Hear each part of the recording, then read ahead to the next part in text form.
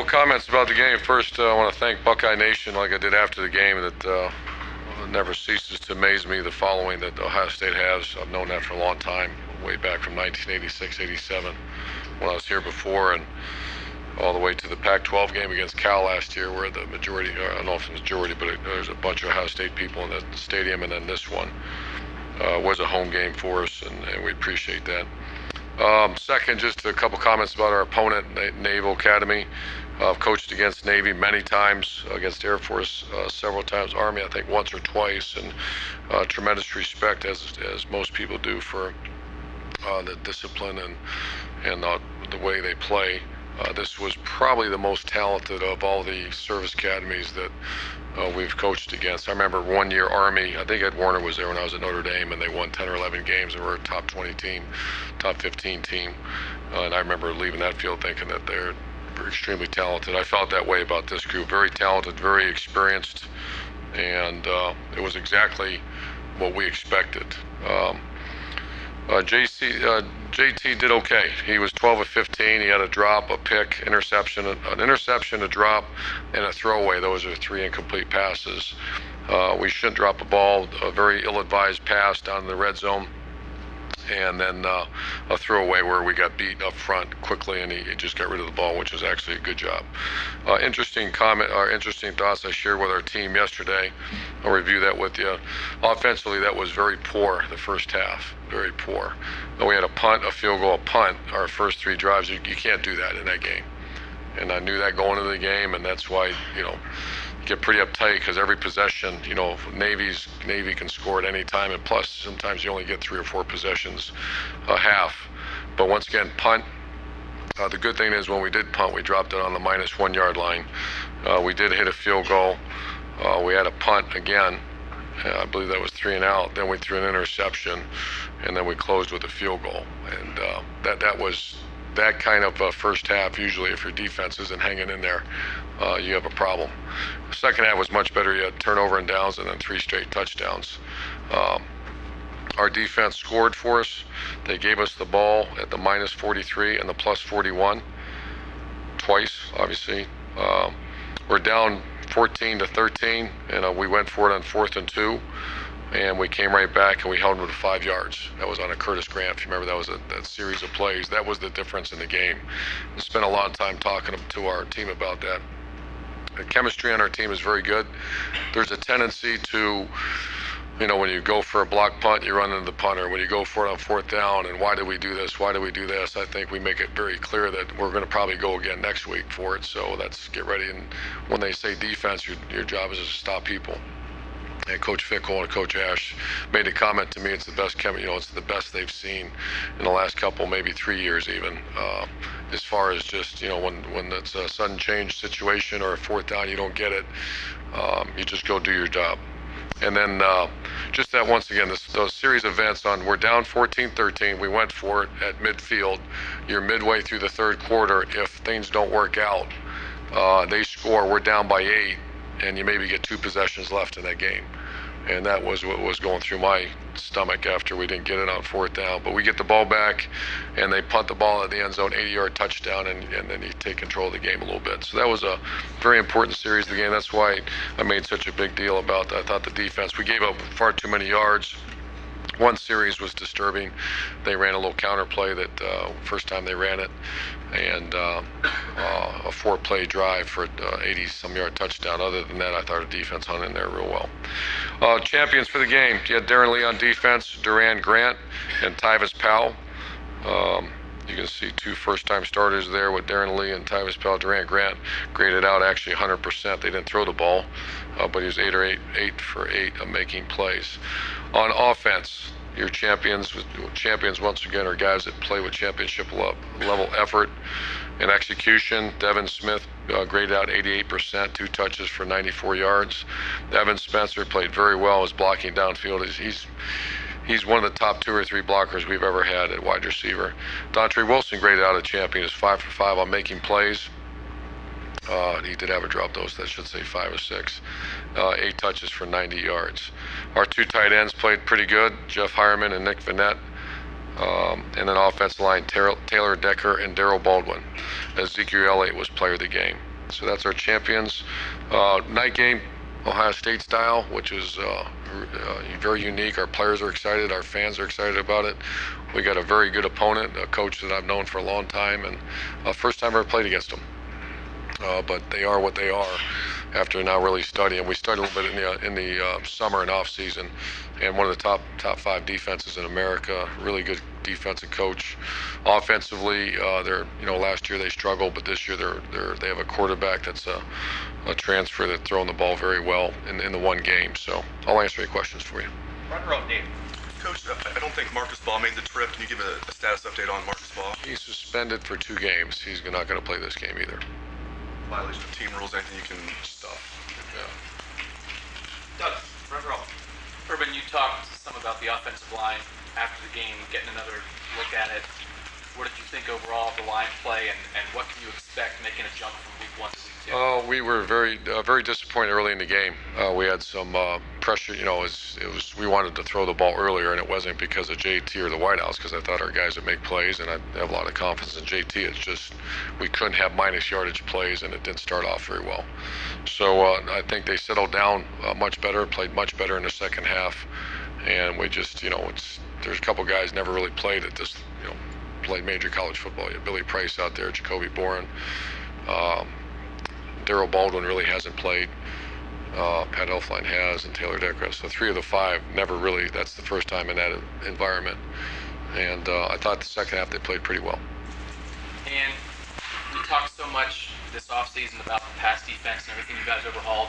And you play the first week, and I think we're ranked pretty high in pass defense. Yeah, it's just great. Thanks, right? Are you just curious to see against a team that's more traditionally offensive? Yeah, real curious, and we have to shift gears. Shift gears. We have to shift gears. That's a tough, and I trust our scheduler, and that's our AD, and he's great, but that's getting ready for that game's tough enough. It's just now you have to go back to the pass defense that's brand new. So we actually started in earnest yesterday on the field, when usually we don't do much on Sunday. We did, and just get back to see if we have improved our pass defense. Third row left, Dave. Briggs. Urban, so many questions from JT going into the game, at least on the outside. Is there anything you learned about him that you didn't know about him before the game? And is this a guy you believe you can still attain the same goals you had with Miller? Oh, I believe so. I believe anytime you lose a great player, we're not a group of I'm just sharing you with what I tell our players too. When you lose, Braxton Miller is a Big Ten reigning Big Ten Player of the Year twice back to back, and to say we'll be fine, someone else has to pick up that. We have to have about 100 plus yards of offense. We did not have that Saturday. We need to get some of those skilled athletes in space, and when they get in space, they need to.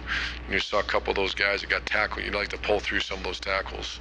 So I was not surprised at all by JT. I thought he handled himself very well for his first start.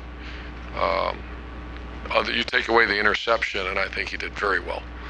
And I'm trying to think of what misfires he had, or a very cognitive quarterback, very smart quarterback that gets us in the right plays and makes the right decisions. Next to Dave, Bill. Urban, unique opponent, unique offense in the opener, a lot of history and tradition and intangibles there. Is this more the type of game these kids came here to play, a night game, TV, well known? And will the jitters be any different? I guess not, because it's at home. But well, someone told me all the excuses were there last week. You didn't hear us bring it up very often. We had 9 new starters on offense. The good thing is now they're not 9 new starters. They're veteran players now. So enough with the excuses and get going. I just think of our D linemen. Joey Bosa didn't come to Ohio State to squeeze down blocks and keep people off his ankles. That's what he had to do last week. He came to rush the quarterback and penetrate, and there's big smiles across our defensive line right now to let him go play.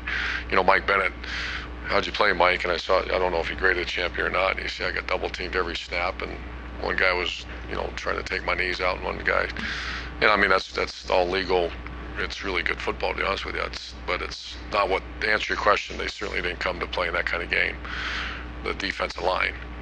However, I will say this: you come to Ohio State, play that kind of. It was a great atmosphere, pro stadium, and against a very good opponent. Front row, Bill.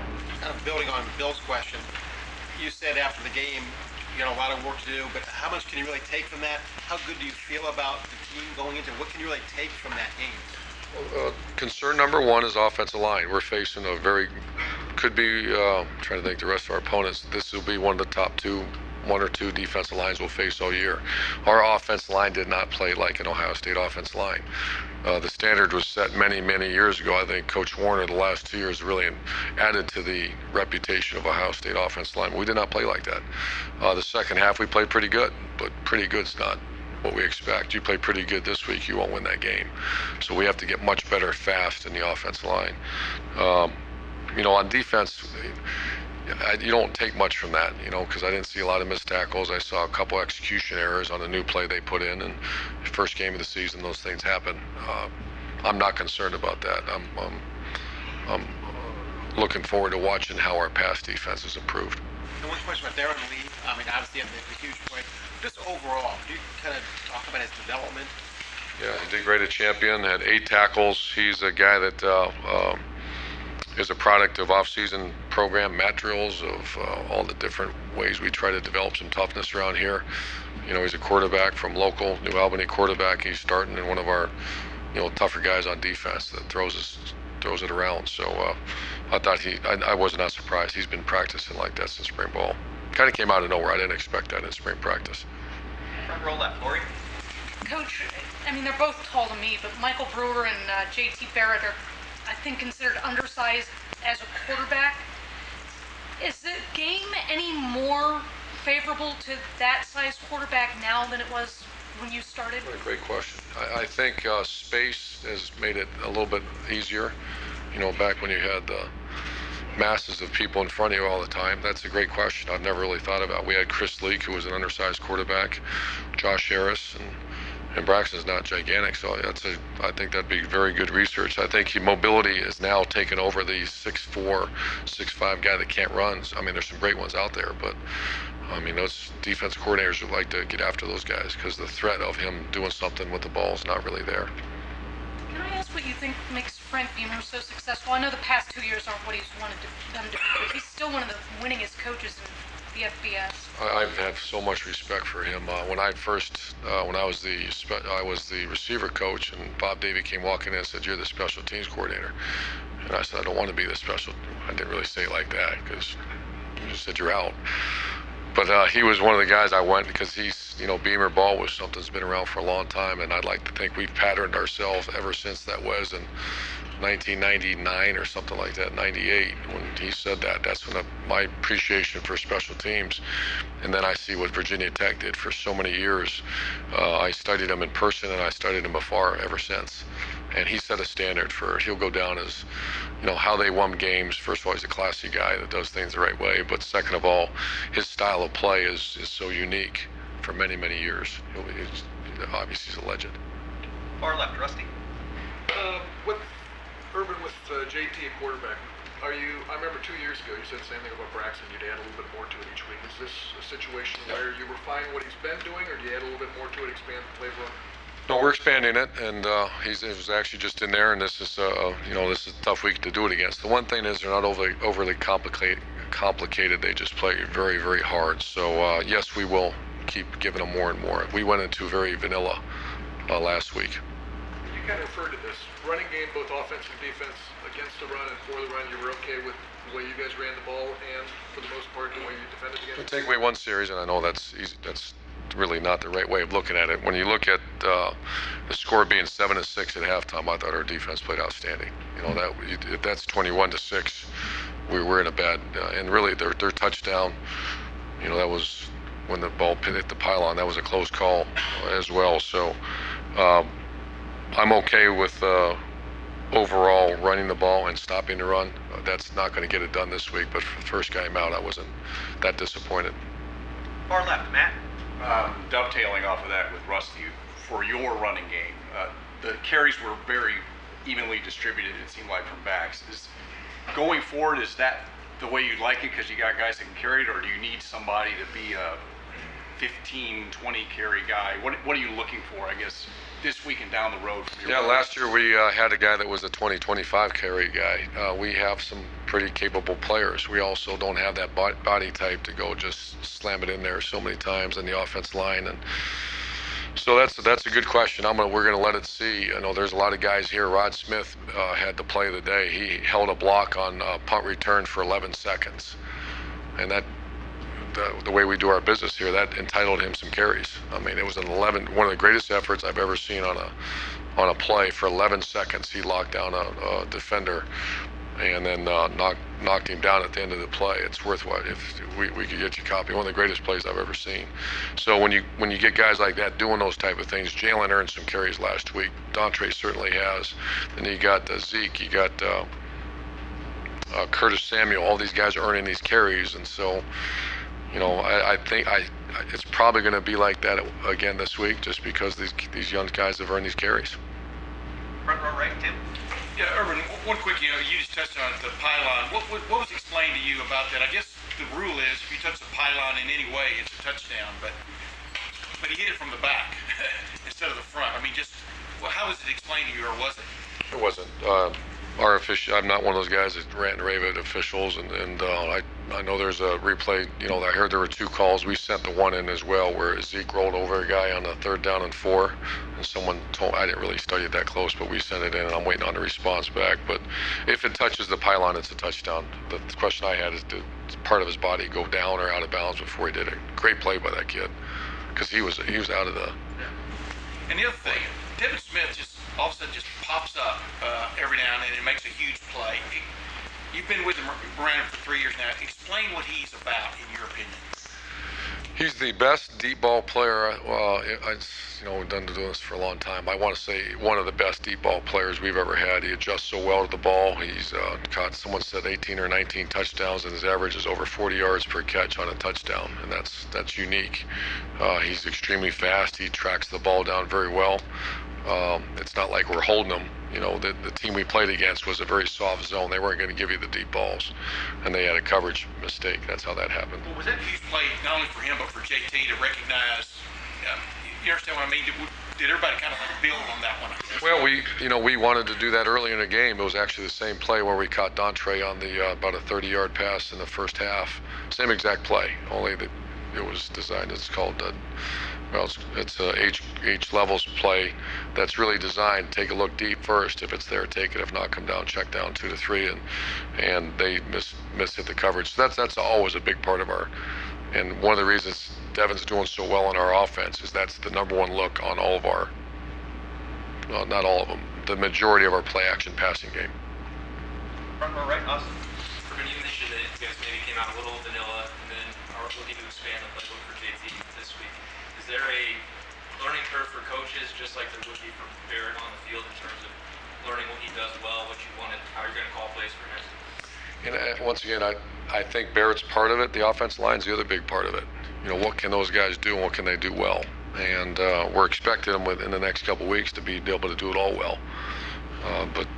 So it's not just JT. It's when we say expand the playbook, it's for JT and it's for the offensive line. And once those 2 groups come together, which I'm expecting that to happen rather quickly, better or we won't win this game, then we'll continue to expand it. Coaches always say this time of year that they expect the biggest jump maybe from week 1 to week 2. Just for JT, what do you anticipate would be an area where he can make some strides right away? Good question. Just trying to think with the mistakes he made. I honestly, he was pretty good. I just think more dynamic.